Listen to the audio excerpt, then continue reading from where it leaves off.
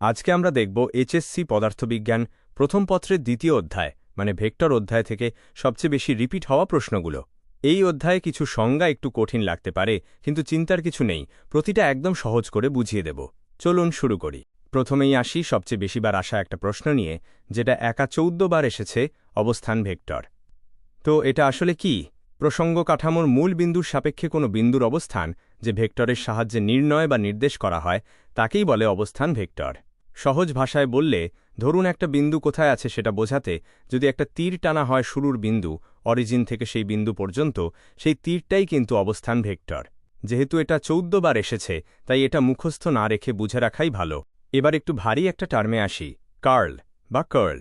সংজ্ঞাটা প্রথমবার শুনলে একটু জটিল লাগতে পারে, তাই ধীরে শুনুন। কোনো ভেক্টর ক্ষেত্রের ঘূর্ণনের সাথে সম্পর্কিত এমন একটি ভেক্টর রাশি যা ওই ক্ষেত্রের কোনো একটি বিন্দুর চতুর্দিকে প্রতি একক ক্ষেত্রফলে ভেক্টরটির সর্বোচ্চ লাইন ইন্টিগ্রাল প্রকাশ করে, তাকেই বলে কার্ল।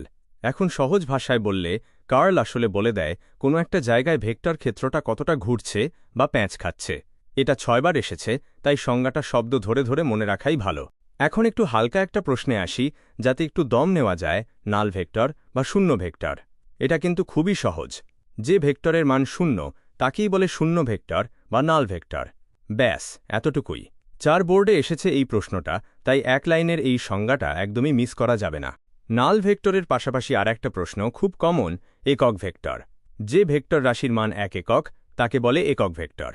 দেখুন, নাল ভেক্টরের মান 0 আর একক ভেক্টরের মান 1, এই দুটো পাশাপাশি রাখলে গুলিয়ে যাওয়ার কোনো সুযোগই থাকে না। এখন একক ভেক্টরের সূত্র ধরেই একটু বড় একটা প্রশ্নে যাই, আয়ত একক ভেক্টর। ত্রিমাত্রিক স্থানাঙ্ক ব্যবস্থায় পরস্পর লম্ব 3টি ধনাত্মক অক্ষ বরাবর যে 3টি একক ভেক্টর বিবেচনা করা হয় সেগুলোই আয়ত একক ভেক্টর। মানে আগে যে একক ভেক্টর বললাম সেটাকেই যদি এক্স, ওয়াই আর জেড এই 3টা অক্ষ বরাবর আলাদা আলাদাভাবে ধরা হয়, তখনই সেটা হয়ে যায় আয়ত একক ভেক্টর। এভাবে আগের প্রশ্নের সাথে মিলিয়ে পড়লে মনে থাকবে অনেক দিন। চলুন এবার ভেক্টর থেকে একটু সরে মহাকর্ষে যাই, মুক্তিবেগ। ভাবুন তো, একটা রকেট যদি পৃথিবী থেকে ছাড়া হয়, সেটা কত জোরে ছুটলে আর কখনো ফিরে আসবে না? এই প্রশ্নের উত্তরেই লুকিয়ে আছে মুক্তিবেগের সংজ্ঞা। সর্বাপেক্ষা কম যে বেগে কোনো বস্তুকে কোনো গ্রহ থেকে নিক্ষেপ করলে তা আর সেখানে ফিরে আসে না, সেই বেগকেই বলে উক্ত গ্রহের মুক্তিবেগ। এটা একবারই এসেছে, তবে একই বছরে 2টা বোর্ডে এসেছে, তাই একদমই ফেলে রাখা যাবে না। আবার ভেক্টরে ফিরে আসি। এবারের প্রশ্ন, সমতলীয় ভেক্টর কাকে বলে? 2 বা তার বেশি ভেক্টর যদি একই সমতলে অবস্থিত হয়, তাহলে তাদেরকে বলে সমতলীয় ভেক্টর। মানে একটা কাগজের পাতায় যদি একাধিক ভেক্টর আঁকা যায়, সেগুলো সবই কিন্তু সমতলীয় ভেক্টর।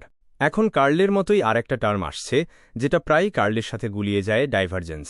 কোনো ভেক্টর ফাংশন বা ক্ষেত্রের ডাইভারজেন্স এমন একটি স্কেলার ফাংশন যা দ্বারা কোনো নির্দিষ্ট বিন্দুতে একটি ভেক্টর ক্ষেত্রের উৎস বা লক্ষ্যস্থলের মান নির্দেশিত হয়।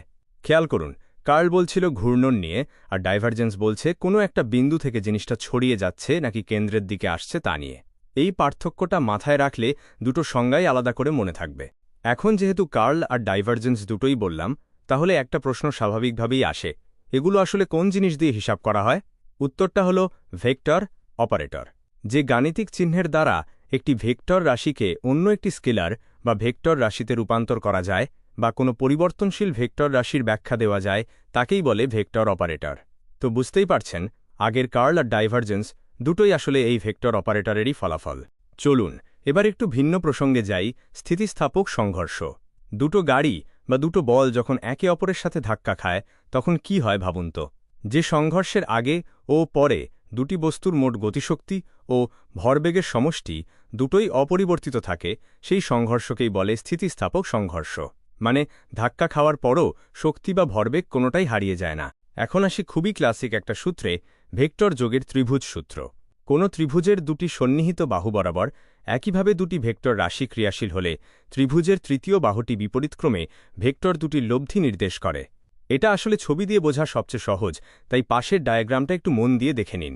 এবার একটু ঘূর্ণন সম্পর্কিত আর একটা প্রশ্নে আসি, টর্ক কাকে বলে? একটা রেঞ্জ দিয়ে যেমন বোল্ট ঘোরানো হয়, ঠিক সেভাবেই টর্ক কাজ করে। যা কোনো অঘূর্ণনশীল বস্তুতে ঘূর্ণন সৃষ্টি করে বা করতে চায়, অথবা ঘূর্ণায়মান বস্তুর কৌণিক বেগের পরিবর্তন করে, তাকেই বলে টর্ক। আর সবশেষে ফিরে আসি ভেক্টরের একদম মৌলিক একটা ধারণায়, সরণ ভেক্টর।